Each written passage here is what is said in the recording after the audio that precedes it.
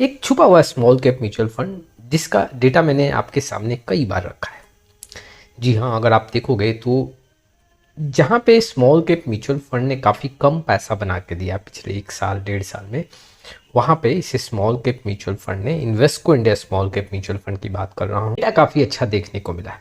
और इस mutual fund में लगातार, जी हाँ, जो रैंकिंग है वो भी काफ़ी सुधरता हुआ देखने को मिल रहा है। चलिए जानते हैं कि अभी स्मॉल कैप म्यूचुअल फंड में, इस Invesco India small cap mutual fund में क्या बदलाव देखने को मिले हैं और अभी रिटर्न कैसा है, कहीं दबाव तो नहीं बनता हुआ देखने को मिल रहा है। चलिए सबसे पहले हम इस स्मॉल कैप म्यूचुअल फंड के बेसिक डिटेल को देखते हैं। बेसिक डिटेल पर नजर डालें तो एक्सपेंसेस रेशियो जो है वो 0.4% के आसपास है। एग्जिट लोड की बात करूं तो 1%। फंड का जो AUM है वो करीबन 8,000 करोड़ के आसपास देखने को मिल रहा है। मिनिमम जो इन्वेस्टमेंट है SIP के तौर पे 500 से और लमसम 1000 से यहाँ पे स्टार्ट कर सकते हैं। रिस्क वेरी हाई है, जैसे कि आप जानते हो स्मॉल कैप म्यूचुअल फंड है तो यहाँ पे रिस्क भी काफ़ी ज़्यादा हाई देखने को मिलेगा। वैसे ही अगर मैं इस म्यूचुअल फंड का लमसम रिटर्न देखूं तो पिछले 1 महीने में इस म्यूचुअल फंड ने 5% के ऊपर का रिटर्न दिया है। कैटेगरी एवरेज में ये जो आंकड़ा है वो 3% के आसपास है। 3 मंथ का आंकड़ा देखूं तो करीबन 3 से 4% इस फंड ने रिटर्न दिया है, जबकि कैटेगरी एवरेज में सिर्फ 1.66% है। अगर 6 मंथ का आंकड़ा देखूं 14% के ऊपर का रिटर्न है। कैटेगरी एवरेज में 12% के आसपास। 1 साल में 8 से 9% का रिटर्न है, जबकि कैटेगरी एवरेज में 2 से 3% का रिटर्न देखने को मिल रहा है। 2 साल का आंकड़ा देख लें या 3 साल का आंकड़ा देख लें, 4 साल 5 साल, कहीं भी अगर आप ड्यूरेशन में चेक करोगे तो इस फंड ने ज़्यादा पैसा बना के दिया है। चाहे आप किसी भी ड्यूरेशन में देखें, शॉर्ट ड्यूरेशन की बात करें, लॉन्ग ड्यूरेशन की बात करें, और पिछले 1 साल में अगर आप देखोगे तो कैटेगरी एवरेज में क्या, जो सबसे ज़्यादा फंड ने पैसा बना के दिया है उससे भी ये काफ़ी बेहतर देखने को मिल रहा है। चलिए अब SIP रिटर्न की ओर बढ़ते हैं। SIP रिटर्न का आंकड़ा अगर हम देखें तो पिछले 1 साल में जो SIP रिटर्न है वो 14 से 15% है। 2 साल में 17 से 18, 3 साल में यहाँ पे 25 से 26 और 5 साल में 20% के ऊपर का रिटर्न देखने को मिल रहा है। चलिए जानते हैं कि इस म्यूचुअल फंड के पोर्टफोलियो में क्या बदलाव हुए, कहाँ पे लोकेशन ज़्यादा है। अगर देखा जाए तो लार्ज कैप एलोकेशन यहाँ पे सिर्फ 7% है। मिड कैप और स्मॉल कैप में एलोकेशन यहाँ पे ज़्यादा है। 25% के आसपास का मिड कैप और स्मॉल कैप में 66% के आसपास का आंकड़ा है। अधिकतर जो आप स्मॉल कैप म्यूचुअल फंड में जब एसेट एलोकेशन का आंकड़ा देखोगे तो उसमें लार्ज कैप एलोकेशन आपको ज़्यादा देखने को मिल सकता है। मिड में यहाँ पे कम इन्वेस्टमेंट होगा, लेकिन इस म्यूचुअल फंड में मिड कैप में एलोकेशन काफ़ी ज़्यादा देखने को मिल रहा है कंपेयर टू लार्ज कैप। वहीं पे कुछ और इन्फॉर्मेशन अगर आपके सामने मैं रखूं, जो इस म्यूचुअल फंड के पोर्टफोलियो में स्टॉक्स हैं वो 68 है, जबकि कैटेगरी में देखोगे तो करीबन 88 से 89 का आंकड़ा देखने को मिलेगा। स्टॉक वेट की बात करूं तो करीबन 19% इस स्कीम ने दिया है, जबकि कैटेगरी में 14 से 15% है। टॉप 10 स्टॉक्स का जो वेट है इस म्यूचुअल फंड में 32% के आसपास है। कैटेगरी में यहाँ पे 25 से 26% है। टॉप 3 अगर सेक्टर वेट की बात करूँ तो इस म्यूचुअल फंड में 21 से 22 है, जबकि कैटेगरी में 19 से 20% का आंकड़ा देखने को मिल रहा है। तो जो पोर्टफोलियो का इन्फॉर्मेशन है अगर आप देखोगे तो हर एक स्मॉल कैप म्यूचुअल फंड से यहाँ पे डेटा बेहतर देखने को मिल रहा है। एक तो स्टॉक्स का क्वांटिटी कम है, दूसरा क्या है जो टॉप 5 स्टॉक्स है, टॉप 10 स्टॉक्स वेटेज है वो भी यहाँ पे ज़्यादा देखने को मिल रहा है। हालांकि इससे रिस्क भी बढ़ रहा है, लेकिन रिटर्न के मामले में यहाँ पे पैसा भी ज़्यादा बनेगा।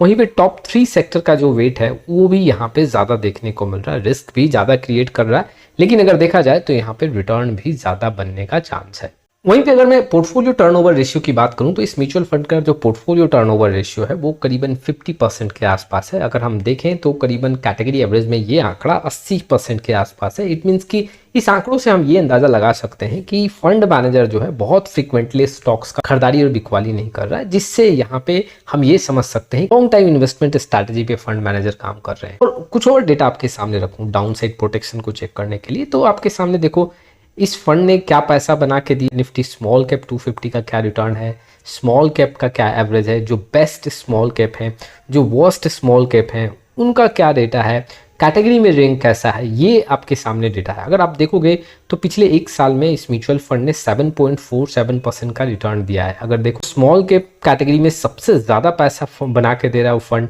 अगर वो देखोगे तो इन्वेस्को इंडिया स्मॉल कैप ही है।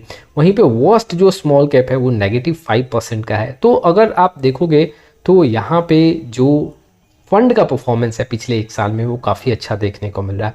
पिछले 3 साल का अगर मैं आंकड़ा देखूँ तो पिछले 3 साल में भी इस म्यूचुअल फंड ने category average Nifty small cap 250 को यहाँ पे पछाड़ा है और पिछले 5 साल में भी आंकड़ा ये काफ़ी स्ट्रॉन्ग देखने को मिल रहा है। और रैंक की बात करूँ पिछले 1 साल में देखें तो करीबन यहाँ पे 5वां रैंक देखने को मिल रहा है। पिछले 6 महीने का आंकड़ा देखूँ तो तीसरे नंबर पे है। पिछले 3 महीने का अगर मैं रैंक देखूँ तो दूसरे नंबर पे है और 1 मंथ के आंकड़ों के बेसिस पे भी यहाँ पे दूसरे नंबर में देखने को मिल रहा है आफ्टर बंधन स्मॉल कैप म्यूचुअल फंड। तो अगर डेटा देखें तो काफ़ी स्ट्रांग है, पोर्टफोलियो का एलोकेशन भी काफ़ी स्ट्रांग देखने को मिल रहा है और पिछले कुछ मंथ में क्या एलोकेशन में चेंजेस हुआ है वो भी मैं अगर आपके सामने आंकड़ा रखूं तो आप देख सकते हो। अभी जो यहाँ पे चेंजेस हुआ है, मिड कैप का एलोकेशन थोड़ा यहाँ पे कम हुआ है जो 25.9 से यहाँ पे घट के 25% के आसपास है। लार्ज कैप का एलोकेशन जो है यहाँ 6.5 to 7% हो गया है। स्मॉल कैप एलोकेशन जो है वो थोड़ा सा यहाँ पे कम हुआ है और जो कैश एलोकेशन है वो भी यहाँ पे कम हुआ है। देखो अब देखो रिस्क की बात करें तो जो कैश एलोकेशन कम हुआ है ये रिस्क यहाँ पे थोड़ा हाई कर रहा है। अगर मान लो कि दबाव हुआ कुछ स्मॉल कैप में और यहाँ पे अगर रिडम्पशन का प्रेशर आया तो यहाँ पे जो है एक रिस्क क्रिएट हो सकता है। दूसरा क्या है, अगर स्मॉल कैप का एलोकेशन यहाँ पे डाउन जा रहा तो रिटर्न में भी कमी देखने को मिल सकता है लॉन्ग टाइम में। यहीं पे अगर प्लस पॉइंट की बात करूं तो जो लार्ज कैप एलोकेशन यहाँ पे जो अप हुआ है 6.5 से 7%, इससे रिस्क कम होता है और डाउन साइड प्रोटेक्शन भी देखने को मिलता है। और अगर लिक्विडिटी का कोई प्रेशर हुआ तो एग्जैक्टली इजीली यहाँ से सॉल्व किया जा सकता है। मिड कैप एलोकेशन जो है ये भी कम हुआ है, यहाँ पे भी देखो एक रिटर्न के मामले में ये एक नेगेटिव पॉइंट है।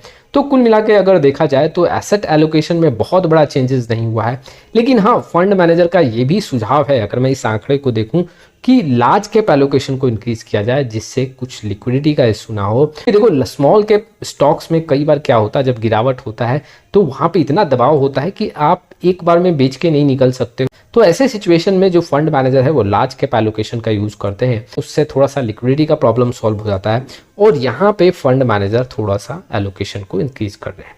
अब कुल मिला के देखें तो फंड का जो रिटर्न का क्वालिटी है वो काफ़ी स्ट्रांग है। एलोकेशन पोर्टफोलियो एलोकेशन की बात करें तो उसमें भी काफ़ी बड़ा बदलाव देखने को मिल रहा है। हालांकि अगर अभी देखोगे तो एग्रेसिव पोर्टफोलियो है, जो एलोकेशन है वो भी काफ़ी एग्रेसिव है, लेकिन देखो रिटर्न चाहिए तो कुछ एग्रेसिव पोर्टफोलियो के साथ काम करना पड़ेगा। अधिकतर स्मॉल कैप में अब धीरे धीरे लार्ज कैप का एलोकेशन बढ़ रहा है कि कहीं यहाँ पे लिक्विडिटी का इशू आ जाए, कुछ प्रेशर पड़ जाए तो इजीली सॉल्व किया जा सके। लेकिन अगर इस स्मॉल कैप में देखोगे तो लार्ज कैप का एलोकेशन ना के बराबर है। तो अभी भी देखें तो Invesco India small cap mutual fund काफ़ी बेहतर देखने को मिल रहा है। आपका क्या राय है इस वीडियो को लेकर कमेंट बॉक्स में जरूर आए। फिर मिलेंगे एक नए वीडियो के साथ, तब तक के लिए जय हिंद जय भारत।